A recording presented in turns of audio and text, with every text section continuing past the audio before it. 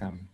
Assalamualaikum warahmatullahi wabarakatuh buat teman-teman yang hadir di acara ini. Ini adalah Young Media Planner, sebuah free webinar yang emang ditujukan buat para calon media planner dan para media planner entusias. Jadi di pagi ini kita kedatangan senior saya, guru saya, Mbak Esti Yuniarti ini dulu adalah former dari BPN Interface ya Mbak Esti ya. Iya, Adalah betul. perusahaan yang memang fokus di media planning dan buying.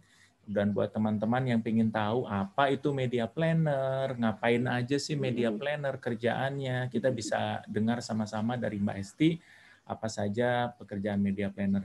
Wan, sebelum kita ngobrol-ngobrol lebih banyak ya Mbak Esti, kita ngobrol-ngobrol santai saja formatnya. Kalau ada presentasi alhamdulillah, kalaupun tidak ada alhamdulillah Mbak Esti sudah hadir aja kita udah senang.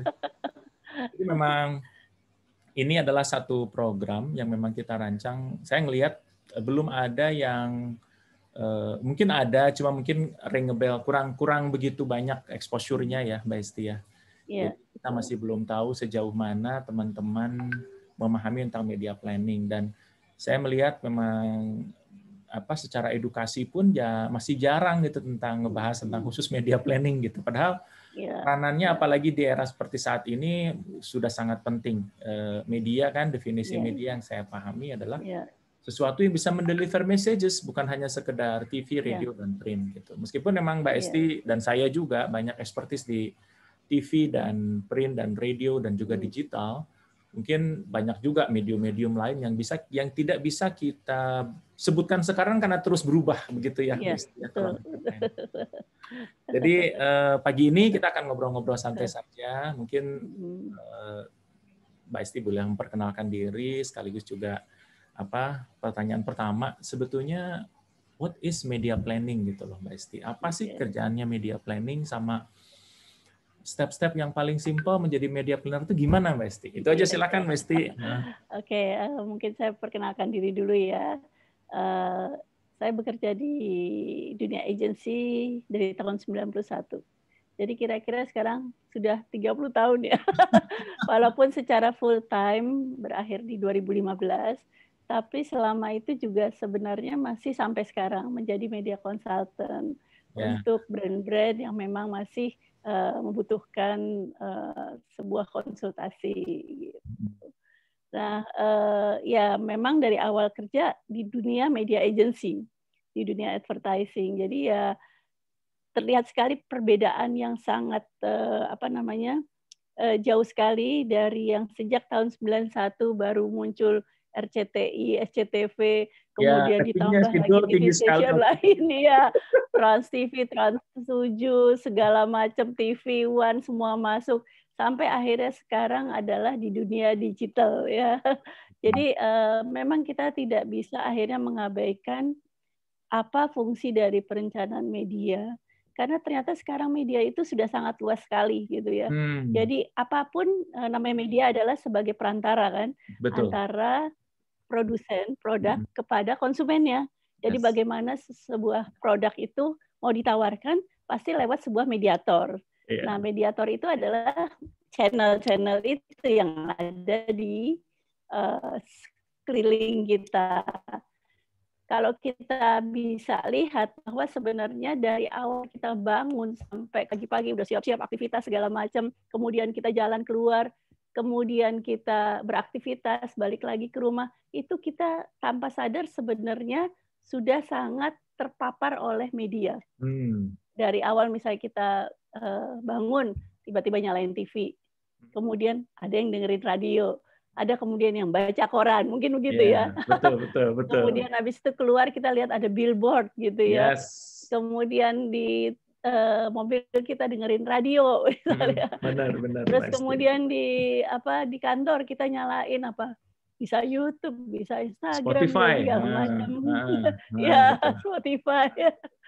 Ya, begitulah. Terus istirahat, kita misalnya kerja, kita ke mall, misalnya makan, hangout gitu, kita ketemu juga di mall. Sebenarnya banyak lagi banner segala macam ya, di lift juga jadi iklan, bahkan di restoran pun juga seperti itu ya. Jadi tantangan sebagai perencana media itu semakin sulit dan semakin kita diberikan sebuah challenge yang membuat kita bagaimana ya supaya akhirnya produk kita bisa dilihat oleh target audiens kita.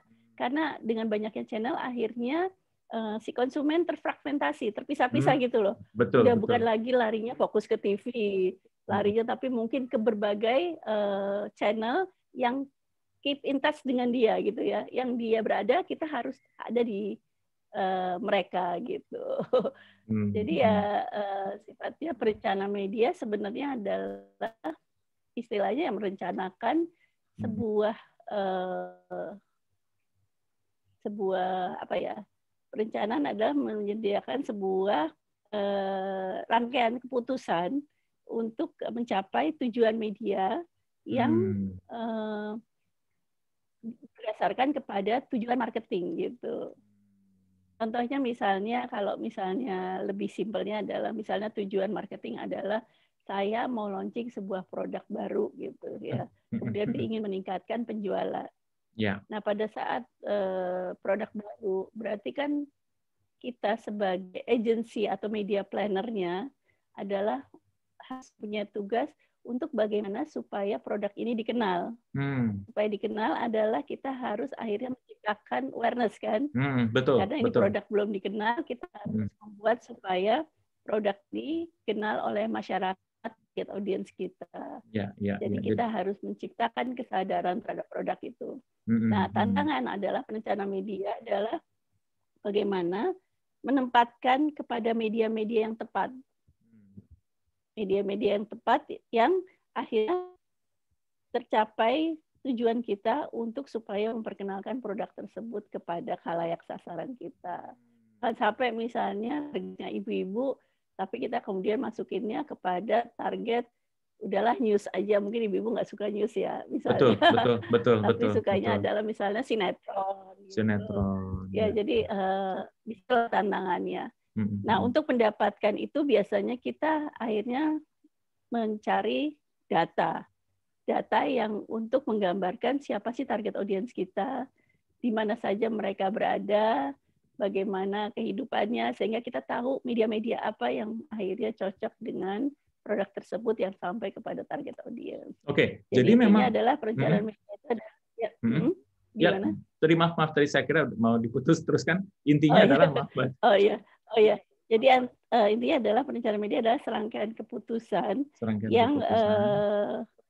serangkaian keputusan atau sebuah proses untuk mencapai suatu tujuan media, dan serangkaian keputusan itu adalah harus terdiri dari orang yang tepat, kemudian pesan yang tepat, pesan juga harus tepat ya, jangan sampai juga salah, kan message itu juga misalnya dia adalah ibu-ibu yang simple, kita tidak bisa memberikan pesan yang terlalu kompleks gitu kan.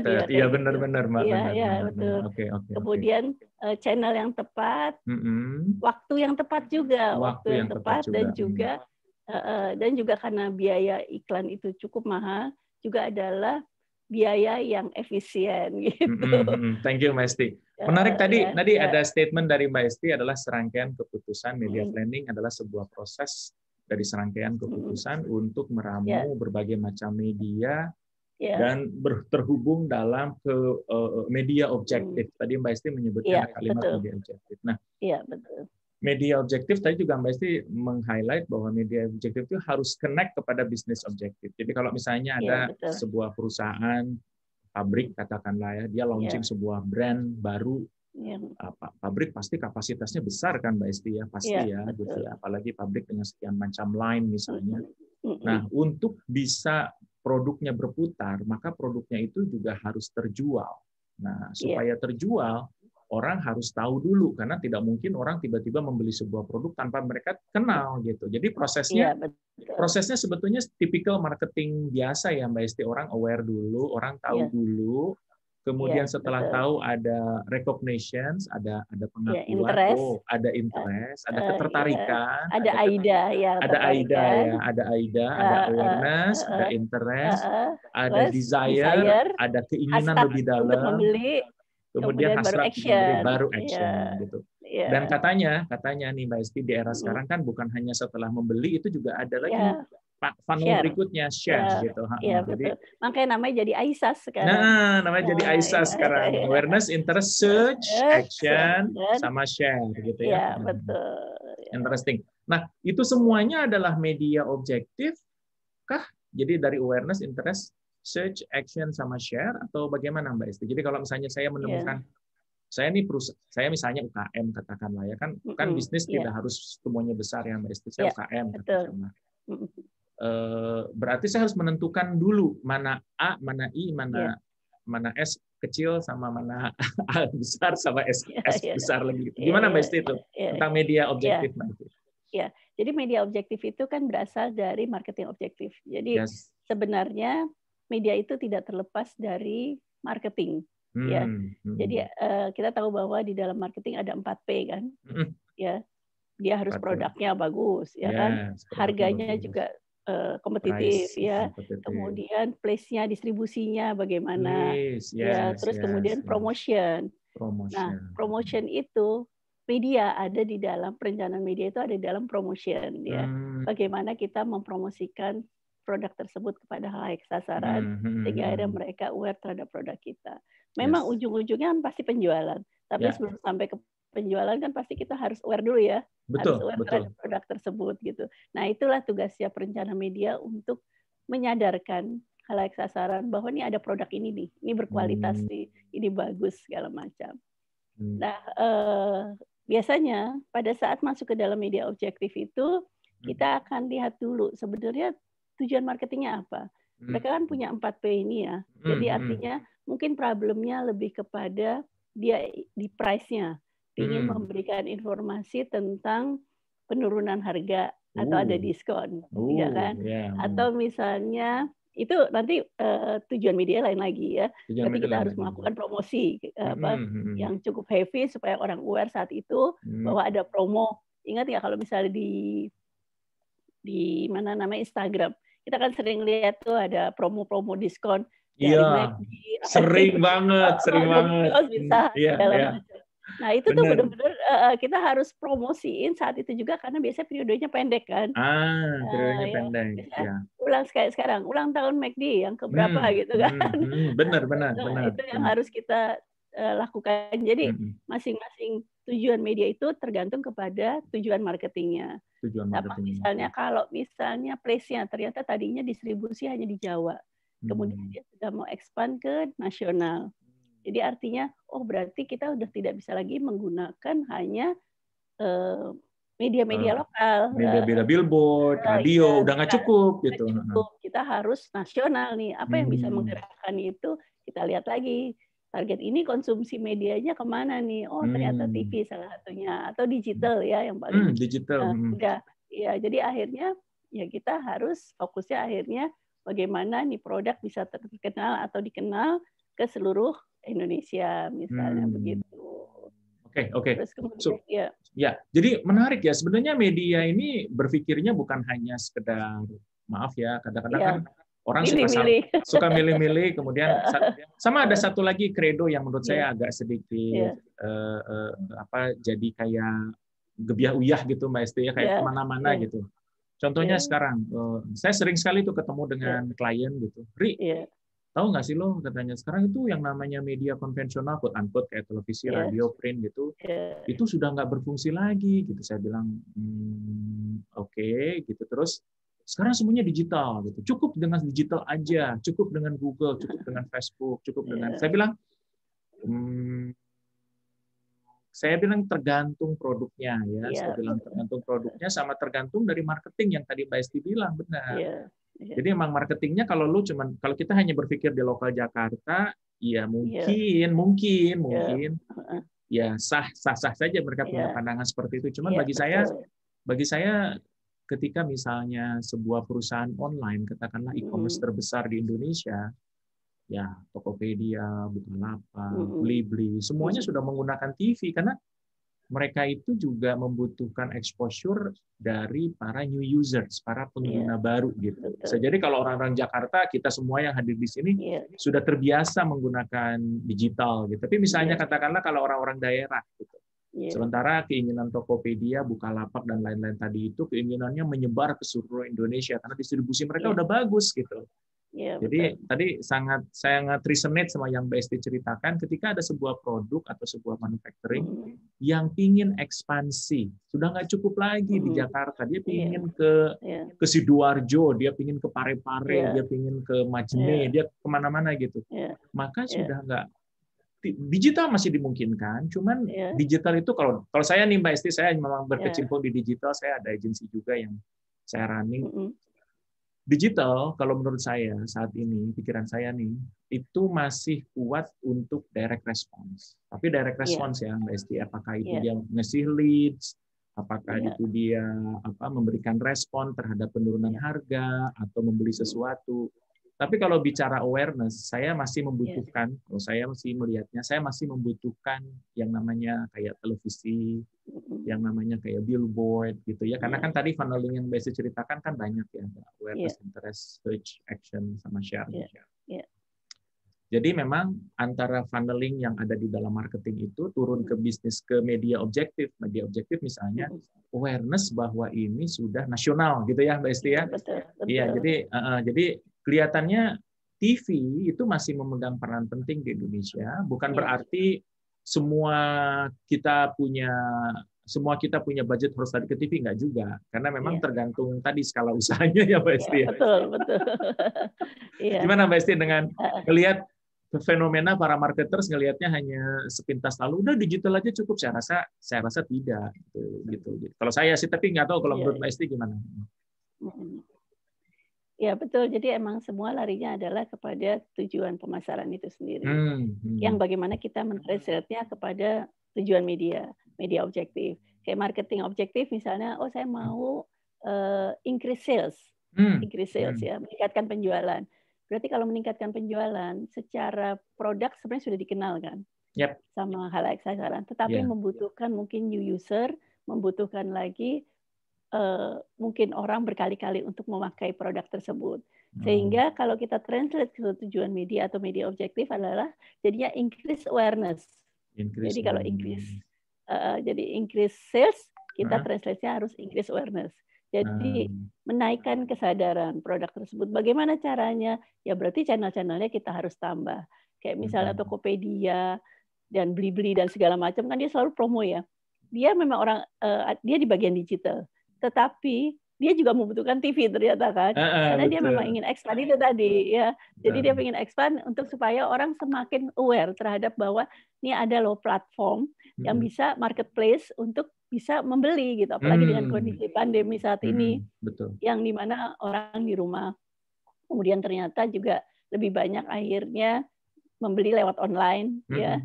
Jadi kayaknya ini sebagai sebuah kesempatan juga untuk mereka menaikkan penjualan. Yang akhirnya tujuan medianya adalah increase awareness itu. Makanya untuk di digital tidak cukup, butuh TV gitu. Jadi memang media penetrasi masih tetap tertinggi adalah TV.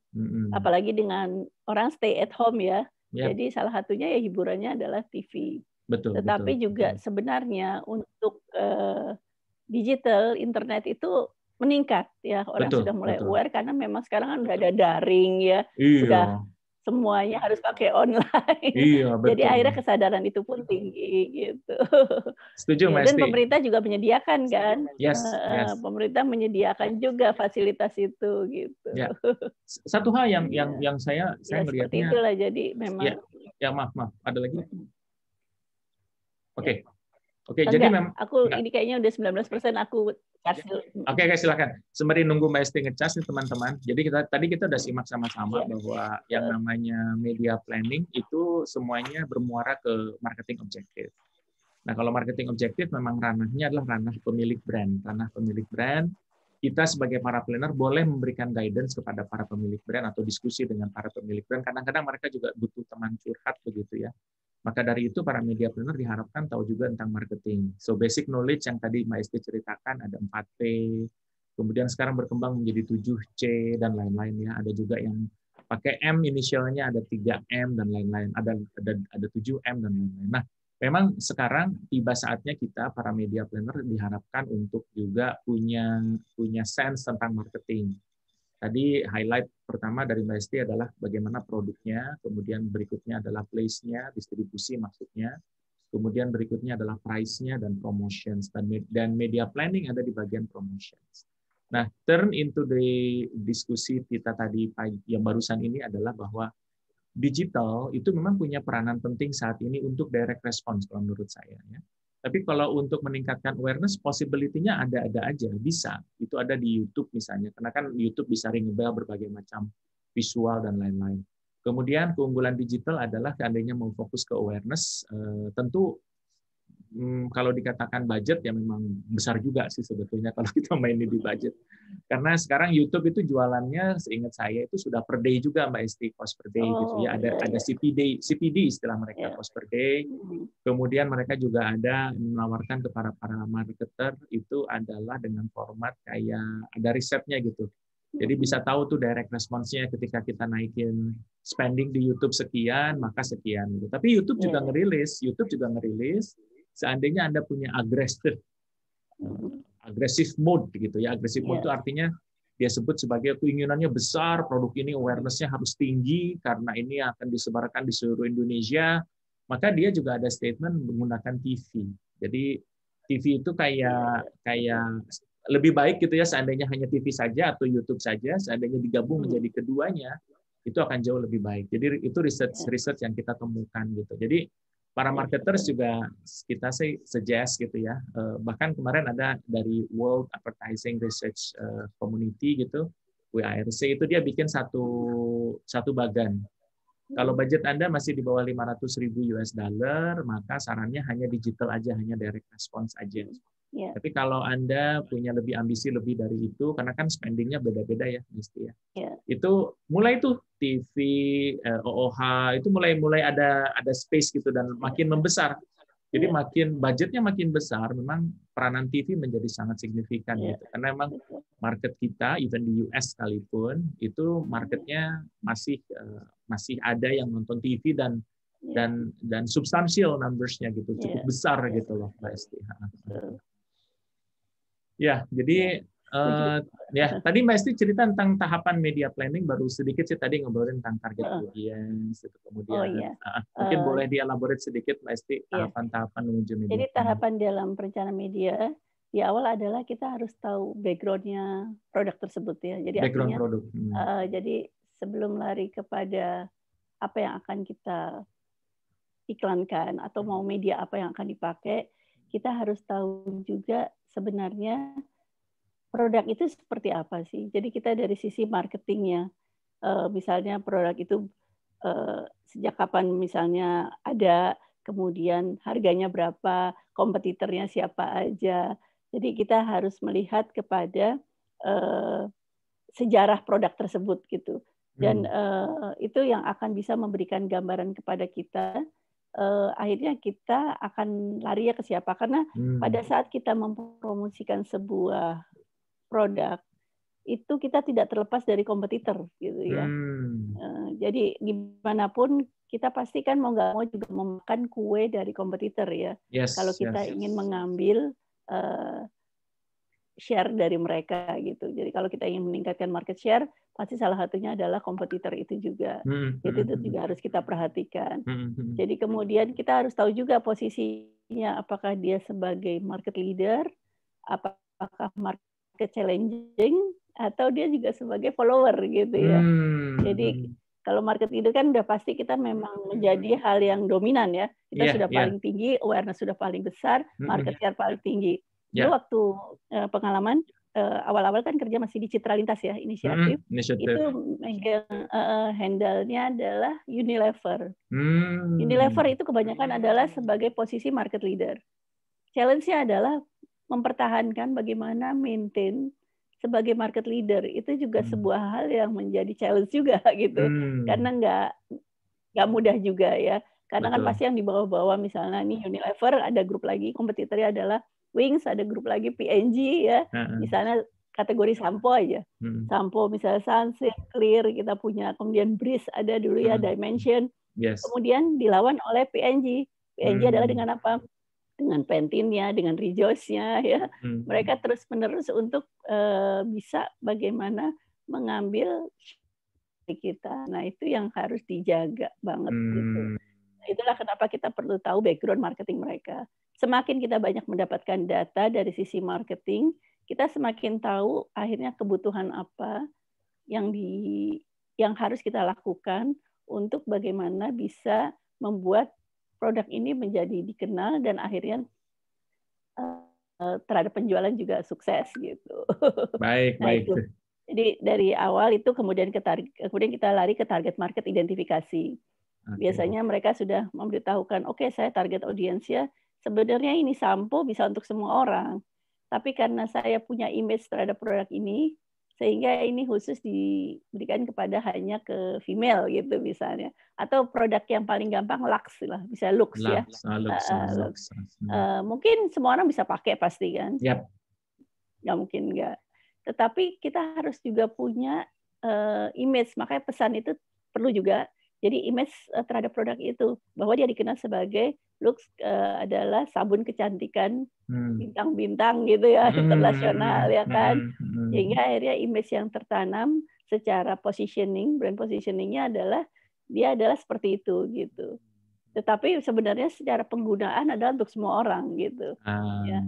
Jadi itu yang kita harus bisa memberikan target market identifikasi. Apakah kita ada priority pertama apa, target audiensnya, kemudian secondary targetnya apa gitu ya.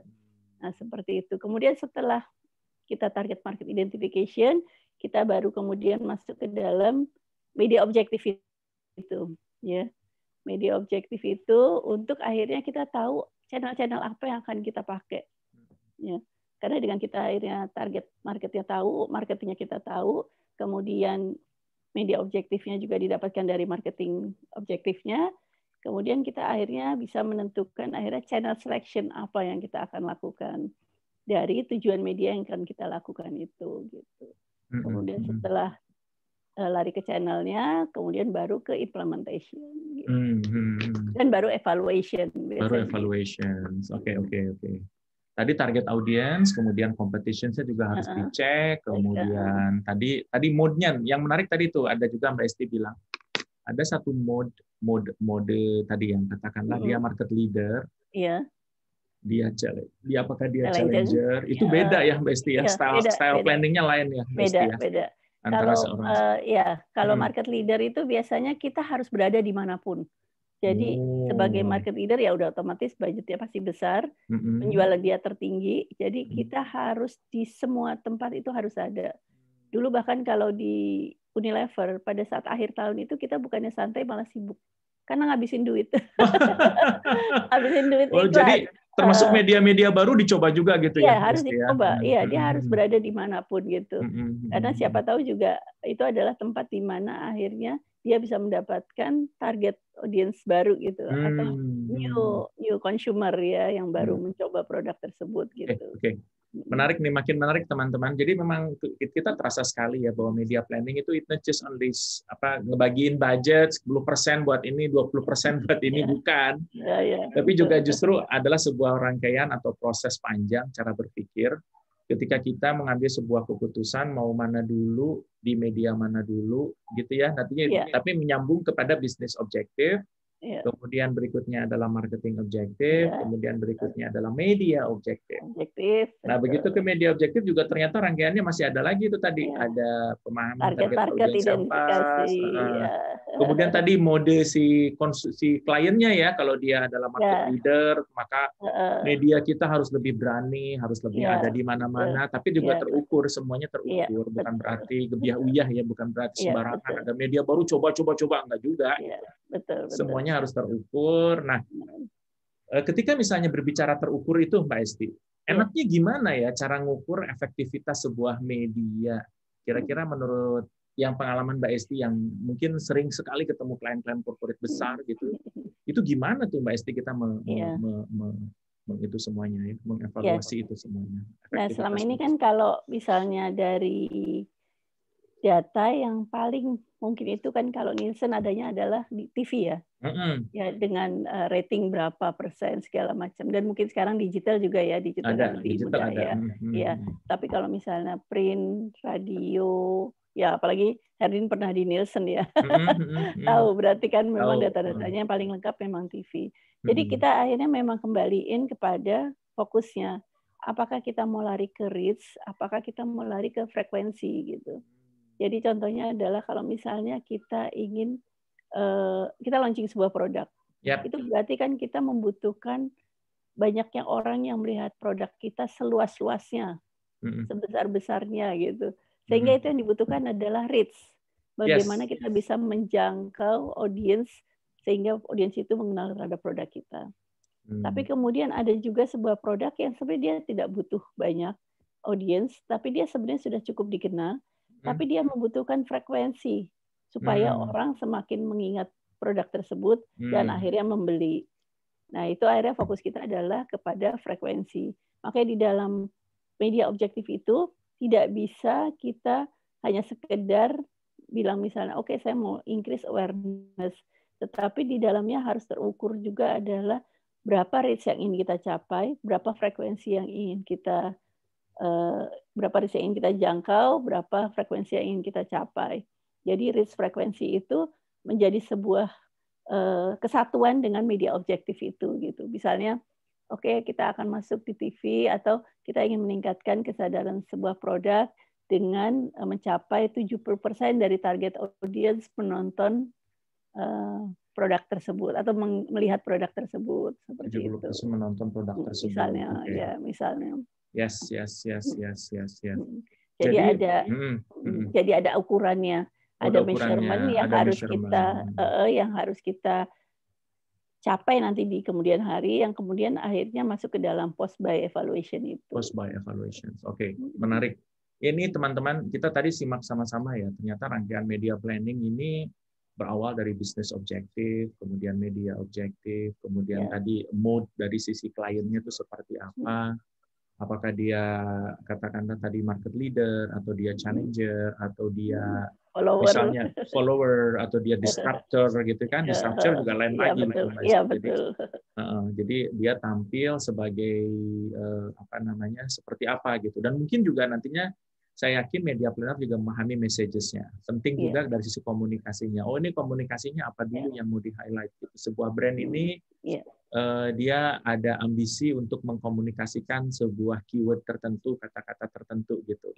Karena ini akan menjadi tagline-nya, either itu tagline atau promo campaign atau apapun itu, gitu ya. Kayak kata-kata kayak sekarang nih yang saat lagi happening nih ya, itu Tokopedia. Menurut saya cukup menarik kalau kita kupas di sini, Mbak Esti. Tokopedia adalah sebuah perusahaan online digital, sebuah perusahaan e-commerce lah katakanlah, marketplace terbesar di Indonesia gitu.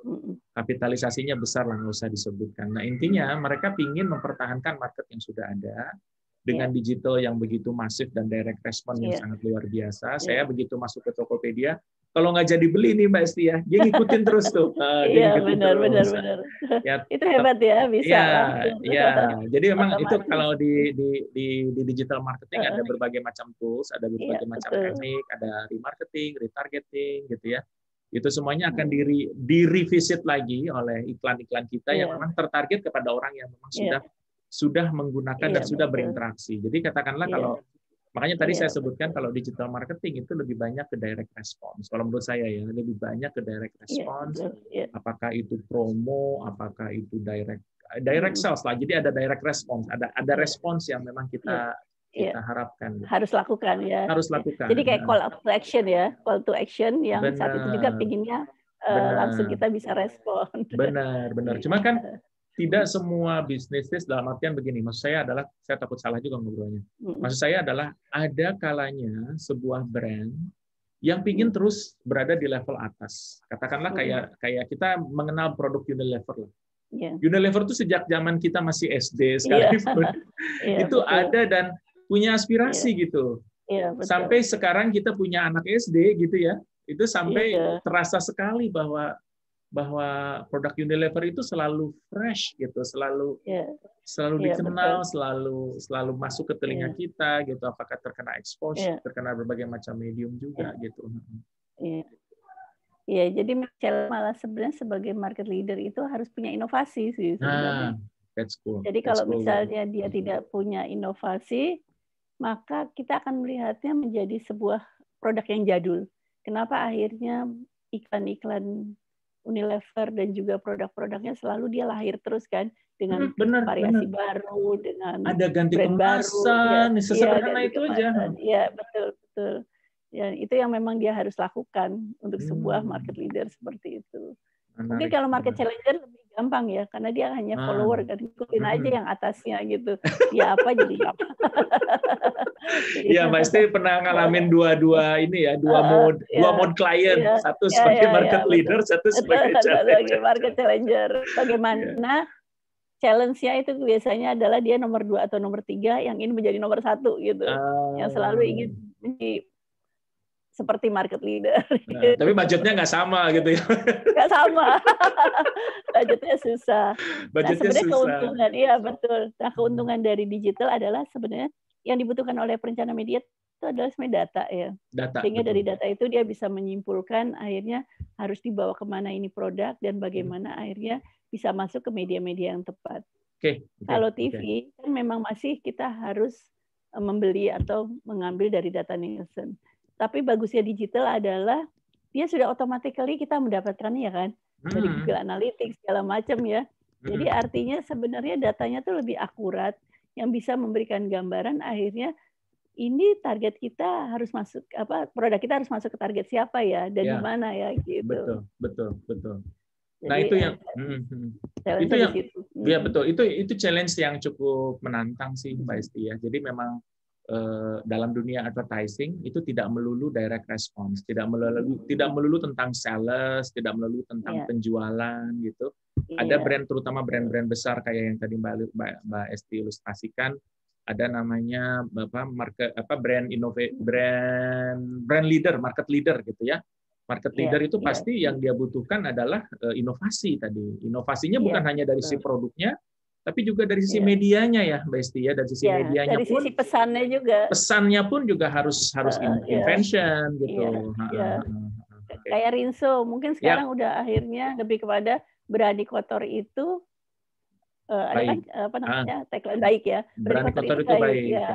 Atau Aqua yang sekarang sudah lagi mau jual Aqua seperti apa sih ya, minuman sama semua ya. Tapi dia memberikan sebuah pesan yang berbeda tentang Aqua. Atau Minerale ya juga sama. Minerale, benar. Ya, kayak gitu. Jadi akhirnya memang kekuatan pesan iklan itu juga sangat penting yang menjadi air. Karena sekarang kalau dilihat untuk kita menjual sebuah produk itu tidak hanya sekedar atau sudah nggak bisa lagi yang ayo beli gitu.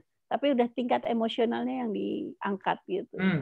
Gimana tuh Mbak tingkat emosional yang diangkat maksudnya? Jadi akhirnya message yang harus dikeluarkan itu lebih ke sifatnya emosional yang akhirnya dia tidak berpikir lagi untuk membeli secara logika. Kayak misalnya sekarang coklat, misalnya Silver Queen atau Coca-Cola atau Sprite. Kalau dipikirkan itu minuman yang kurang sehat ya. Tapi dibikin jadi sebuah emosional yang kayaknya kalau kita minum itu menjadi mood-nya baik gitu. Atau membuat kita akhirnya mood booster gitu. Mood booster. Jadi akhirnya kita pun beli karena memang perasaan itu gitu. Atau pada saat kemarin Valentine, akhirnya coklat-coklat muncul. Iya, benar. Dari Cadbury, Silver Queen segala macam. Itu yang tadinya kita nggak mau beli, akhirnya kita membeli karena kita akan memberikan kepada orang yang tersayang misalnya. Sehingga akhirnya tingkat emosionalnya yang diangkat.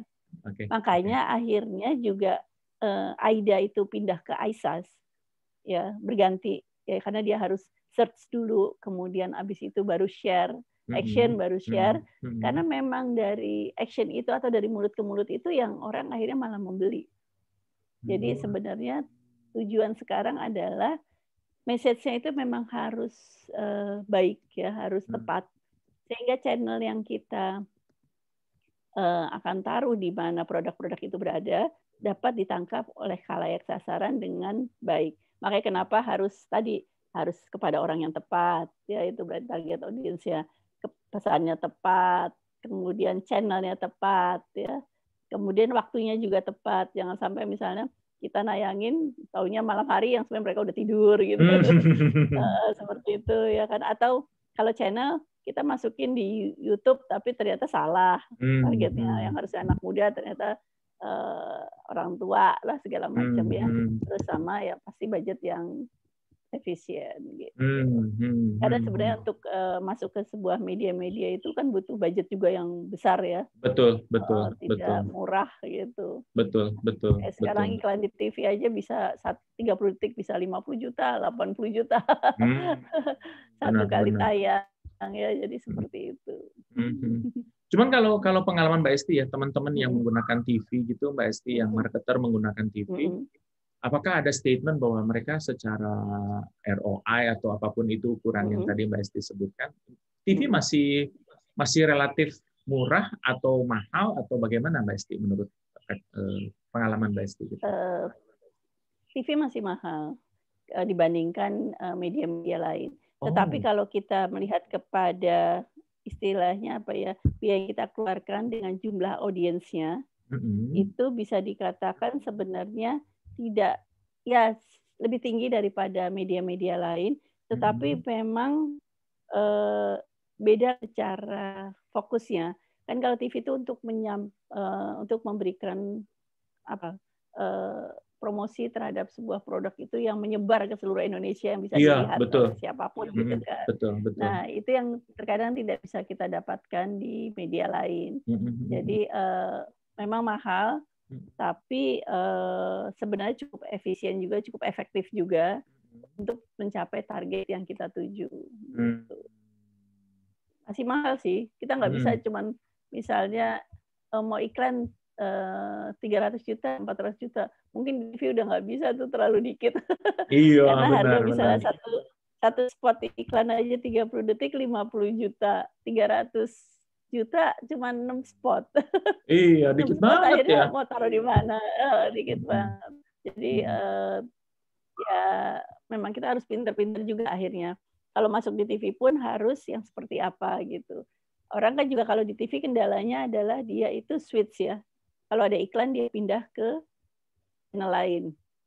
Nah itu kan sebagai challenge juga buat kita akhirnya pada saat iklan ini akan dilihat atau enggak ya. Karena memang secara data itu kalau pada saat iklan biasanya ratingnya turun.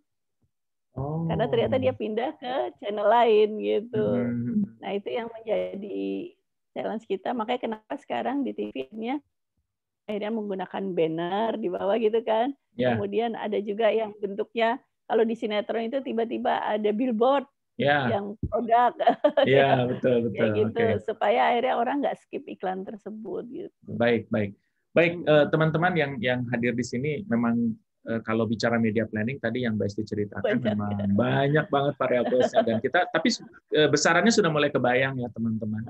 Nah, supaya bisa ketemu lagi dengan Mbak Esti dan kita bisa diskusi lebih banyak, teman-teman bisa daftar nantinya seandainya memang tertarik untuk ikut satu sesi kayak workshop gitu. Nanti juga salah satu speakernya adalah Mbak Esti, itu akan bicara tentang bagaimana media planning dari sisi eksekusi yang lebih konkret gitu. Teman-teman bisa develop your own media planning proposal, your own media planning schedule, media schedule gitu. Kemudian ada template-nya yang teman-teman juga bisa pakai nantinya di seminar, di kayak workshop gitulah, teman-teman bisa ikuti. Itu saya sudah posting ada di messages, teman-teman bisa akses ke situ. Silakan daftar. Kemudian nanti akan di follow up oleh tim dari kami dari social selling. Nah, yang menarik ketika dengan ini Mbak Esti ada lagi yang kita sebut sebagai di era digital sekarang, itu ada yang namanya digital marketing atau digital media gitu. Nah, sebagai pemain quote-unquote players, Mbak Esti kan sebetulnya battlefield-nya yang paling besar itu atau katakanlah perang-perangannya itu di zaman dulu waktu TV dan lain-lain. Ya, sekarang digital gimana? Media konvensional, tapi memang krusial sampai saat ini. Para advertiser besar pun menggunakan media konvensional dengan harapan tadi bisa ROI-nya juga cukup baik begitu ya. Itu gimana Mbak Esti ngelihatnya ada satu market di mana digital marketing, digital media, satu lagi yang berhubungan dengan konvensional. Mbak Esti ngelihatnya seperti apa tuh Mbak Esti?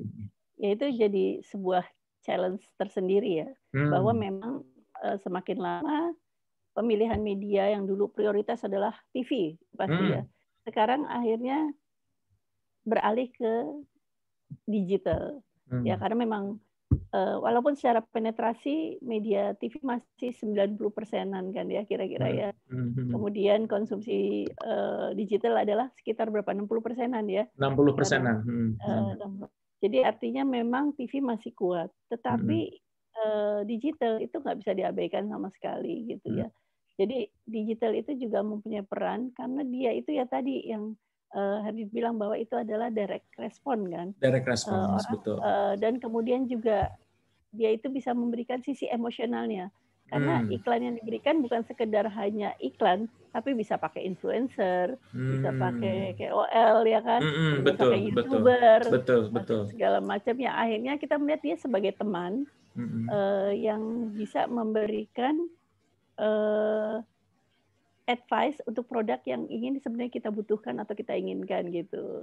Nah seperti itu. Makanya kenapa radio pun sebenarnya masih cukup kuat sekarang, karena dia masih punya keunikan adalah karena penyiarnya itu mirip teman kita kan, yang ngobrolnya sama, kemudian cara bicaranya sama, interestnya sama, musiknya sama, gitu ya. Terus jadi cara bagaimana dia menawarkan sebuah produk pun tidak terkesan jualan gitu. I see. Jadi akhirnya itu bisa lebih tertangkap. Nah itu sebenarnya mirip lah seperti di digital, yang juga walaupun ya di digital juga banyak juga sih yang ini kan jualan gitu. Ya kan, dan kelihatan seperti itu. Jadi memang bagaimana caranya dia menyampaikannya supaya Anda tidak terlihat jualannya. Sebenarnya it's nothing wrong with jualan ya, Mbak Esti, kan it's kind of kayak pilihan buat kita juga. Apakah kita pengen memperdalam, apa kita pengen tahu lebih banyak, pengen ide, sah-sah saja berjualan. Tapi yang pasti semua media itu pasti ada meaning, ada purpose lah gitu ya. Kayak kita seperti ini kan kita ingin mengedukasi para calon media planner atau orang yang sudah punya profesi lain pingin switching ke bagian media planning gitu ya, kayak ganti profesi gitu ya. Menurut saya sih oke-oke aja gitu, karena kan memang media planning membutuhkan tadi knowledge marketing juga, knowledge sales juga, knowledge psikologi juga, karena kan tadi menyangkut mengenai kesiapan mereka untuk menerima messages gitu. Jadi kalau bahasa saya tuh tadi, karena memang saya belajar di konvensional juga belajar, digital marketing juga saya belajar, yang saya temukan itu konklusi yang paling simpel adalah ketika kita bicara digital media atau digital marketing gitu ya, yang orang pakai berbagai macam medium tadi itu, arahnya memang lebih cenderung cocok untuk direct response. Kalau bicara awareness yang masif, frekuensi measurement-nya juga sangat masif juga, itu memang membutuhkan medium-medium lain gitu. Gimana Mbak Esti? Atau brand image ya, betul. Atau brand image, betul. Ya, brand building. Butuhnya adalah TV. Betul. Tapi juga tadi ada juga ketika misalnya media digital media saat ini menawarkan tadi kayak familiarity ya, dengan cara tadi ada influencer, belum lagi ditambah ada podcast, belum ditambah lagi ada berbagai macam itu semuanya kan sebetulnya membuat kita juga ini gua banget nih, ini saya sekali nih, gitu kan. Akhirnya kan mereka familiarity-nya juga dapat. Tapi juga menarik tadi ada radio. Radio itu kedekatannya sangat luar biasa gitu. Jadi itu juga penting untuk di-highlight. Oke, banyak sekali ilmu teman-teman. Sekali lagi buat teman-teman yang memang tertarik dengan diskusi lebih banyak tentang media planning, kita tanggal 18 Maret itu akan ada sesi tertutup gitu ya, memang hanya beberapa orang aja. Silakan bisa ikut daftar, ada di kolom komen, teman-teman bisa ikut di situ. Atau yang kayak begini kita akan juga saling sharing gitu ya. Nanti Mbak Esti juga akan banyak knowledge. Barusan sudah disampaikan banyak sekali hal yang menurut saya sih, meskipun saya sudah lama di bisnis media ini, ada banyak hal baru lagi yang saya ingat lagi gitu, dan itu memang betul-betul krusial. Tadi seperti pemilihan media, kemudian ada bisnis objektif dikawinkan dengan marketing objektif, dihubungkan dengan media objektif, dan ternyata tergantung modusnya juga, mode si kliennya gitu. Kliennya apakah dia challenger, apakah dia disruptor, dan lain-lain. Oke Mbak Esti, ini waktu sudah habis. Terima kasih banyak atas feedback-nya. Teman-teman bisa bertanya kalau memang ada pertanyaan, silahkan. Oh ini, mohon di-invite untuk baik, nanti akan dikirim lewat email marketing. Semuanya lewat email, teman-teman. Jadi nanti akan di-follow up. bisa menyebutkan, bisa masuk ke ini, ada tuh di apa, saya sudah tautannya sudah saya kirim Mas Iwan. Silakan kalau memang tertarik kita bisa diskusi lebih banyak lagi. Nanti Mbak Esti akan ngisi khusus untuk media planning. Beliau akan sharing ke kita lebih banyak lagi ilmunya gitu. Kemudian berikutnya juga akan ada template sebuah media proposal. Nanti dari saya juga akan sharing tentang digitalnya. Kemudian nanti Mbak Esti dari sisi konvensional, kita coba merging knowledge ini gitu. Dan saya harapkan sesuai buat teman-teman yang ingin tahu lebih banyak tentang media planning dari sisi eksekusi, dan juga bisa menjadi sebuah skill baru buat teman-teman untuk tahu lebih banyak tentang media planning. Mbak Esti, adakah satu atau dua kalimat lagi buat para pembelajar media planner yang Mbak Esti ingin sampaikan mungkin? Ya, media planner itu kan adalah sebuah pekerjaan yang tidak hanya fokus kepada hanya memilih sebuah produk, tapi dia adalah mengkombinasikan keseluruhan dari sisi analisa data, dari sisi kemudian kreativitas juga, kemudian dari sisi inovasi juga, ya, dari sisi juga sebenarnya dari sisi negosiasi. Ini penting nih, negosiasi ini skill Mbak Esti paling keren nih. Saya udah nyerah tuh duluan tuh kalau udah berhubungan, karena ada uang, ada waktu, ada uang yang harus kita keluarkan. Gimana caranya supaya kita bisa akhirnya melihat dari sisi cost effectiveness dan efisiensinya di situ. Cool, Mbak Esti, terima kasih banyak. Ini ada pertanyaan sedikit, nggak apa, mungkin Mbak Esti bisa kasih highlight.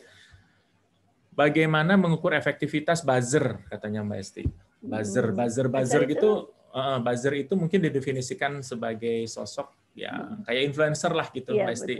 Mungkin kalau di TV itu kan suka ada artis-artis yang kita branded gitu ya, artis-artis yang kita quote-unquote suruh menyebut sebuah produk, katakanlah gitu. Kalau di digital kita sudah sering ya, kita ada banyak sekali, ada Sociobuzz, ada banyaklah teman-teman, ada Getcraft, itu menyediakan para influencer yang notabene if you have money you just talk to them, nanti bisa di-endorse oleh mereka gitu. Gimana Mbak Esti ngelihatnya untuk yang endorse? Jadi sebenarnya kalau buzzer itu bisa dikatakan adalah sebagai alat ya untuk bagaimana mempercepat supaya produk tersebut lebih dikenal sih. Jadi lebih kepada tools ya, daripada kita menggunakan orang yang tidak dikenal sama orang yang dikenal, kan pasti lebih cepat adalah orang yang dikenal ya. Pertama dia udah dapat followernya, dia punya fansnya, punya loyal fans ya yang memang selalu ada mengikuti dia.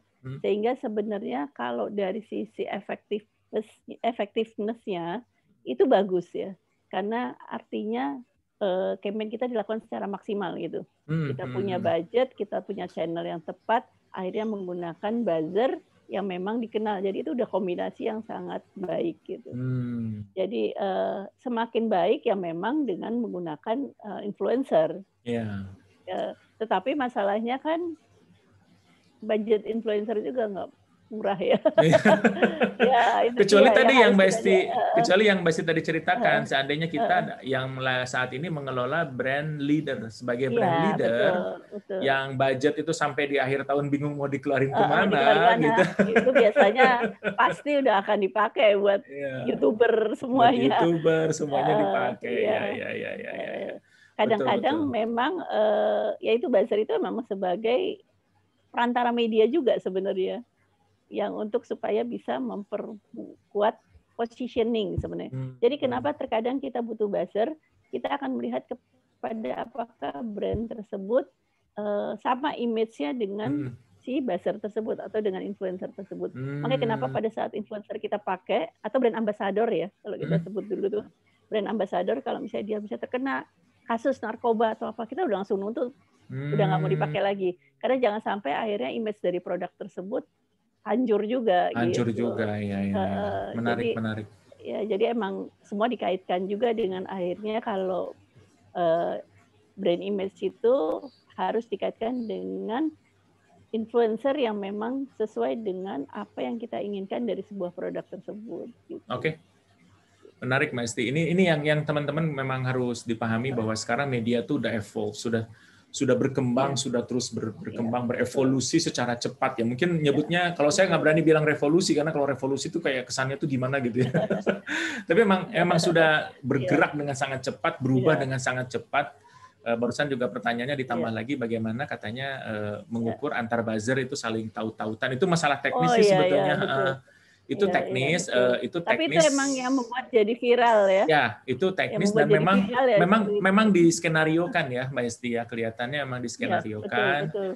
Saya juga sempat terlibat di sebuah proyek pemerintahan lah, quote-unquote kayak pemilu begitulah gitu. Jadi memang kita rancang teman-teman. Jadi untuk media planner gitu kita rancang untuk membuat sebuah news gitu ya. Dan saya cenderung, saya nggak tahu lah, saya kan beragam ya, orang-orang yang namanya media itu ada dari sisi dark side sama white side gitu cuy ya gitu. Jadi kalau yang white side gitu ya, saya nggak mau tuh kalau buzzernya itu kita arahkan untuk memfitnah seseorang. Jadi saya tekankan buzzer-buzzer yang saya quote-unquote yang saya kelola gitu, yang saya kerjasama adalah yang mereka notabene maunya lebih kepada ngebuzzing sebuah keyword tertentu atau tagline tertentu atau promo tertentu gitu. Atau sebuah program tertentu gitu. Daripada misalnya kita menjelek-jelekan nama orang, menjauhkan nama orang yang belum tentu juga benar gitu. Jadi memang ada value yang lebih tinggi lagi dari hanya sekedar bermain media gitu, tapi ini menyangkut mengenai black campaign ya. Nah, saya nggak mau yang black campaign gitu, saya lebih arahkannya kepada mempromokan sesuatu. Jadi ini kayak gini-gini perlu disampaikan juga ke para quote-unquote klien-klien kita gitu ya, untuk buzzingnya itu lebih fokus kepada program, lebih fokus kepada sebuah kampanye tertentu gitu, instead of kita menjelek-jelekan nama seseorang gitu. Karena emang ya for heaven's sake teman-teman, meskipun ada beberapa pilihan ini ya, pilihan politik kita beda-beda, tapi mereka tuh saudara kita gitu. Mereka rakyat Indonesia juga gitu, yang notabene kita harus bersatu menunjukkan bahwa ya kita cinta NKRI gitu. Jadi saya selalu mengencourage teman-teman untuk para buzzer-buzzer tersebut ya cobalah bermain lebih melihat gambar besar gitu, bahwa Indonesia ini besar sekali, multi etnik, multi politik gitu ya. Jadi kita mesti bijak teman-teman, jangan sampai mengganggu mereka gitu. Mbak Esti, terima kasih banyak atas waktu yang sudah disediakan, sangat-sangat bermanfaat, dan ini saya mohon izin nanti saya akan rekam dan saya akan upload di YouTube dan juga di Spotify untuk tujuan lebih kepada memperkenalkan tentang media planning kepada para calon media planner. Semoga teman-teman sehat semua, Mbak Esti sehat juga semuanya. Saya akhiri webinar pagi ini. Teman-teman bisa ngisi ini ya, teman-teman silakan ngisi quote katakanlah jika ada pertanyaan mungkin bisa bisa direct ke saya. Teman-teman nanti saya ajukan ke Mbak Esti kalau itu pertanyaannya susah gitu. Terima kasih Mbak Esti ya. Terima kasih teman-teman. Yuk, thank you. Assalamualaikum warahmatullahi wabarakatuh. Terima kasih. Waalaikumsalam. Bye.